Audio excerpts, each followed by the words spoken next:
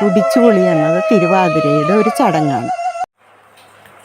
ധനുമാസത്തിൽ തിരുവാതിര ഭഗവാൻ തൻ്റെ തിരുനാളല്ലോ.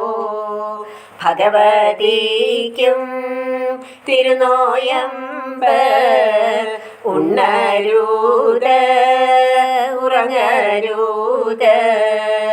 തുടിക്കണം പോൽ കുളിക്കണം പോൽ ആടണം പോൽ പാടണം പോൽ.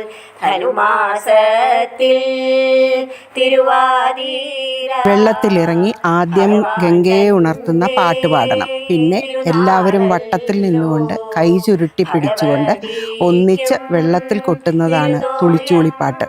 അങ്ങനെ പാടി കുളിച്ചു കയറിയ ശേഷം സുമംഗലികൾ നിലവിളക്ക് കൊളുത്തി അതിനു മുമ്പിൽ നിന്നുകൊണ്ട് മഞ്ഞൾക്കുറി വരച്ച് ചന്ദനം കൊണ്ട് നെറ്റിയിൽ 3 വരയിടണം. സീമന്തരേഖയിൽ കുങ്കുമം ചാർത്തി വാലിട്ട് കണ്ണെഴുതുകയും വേണം.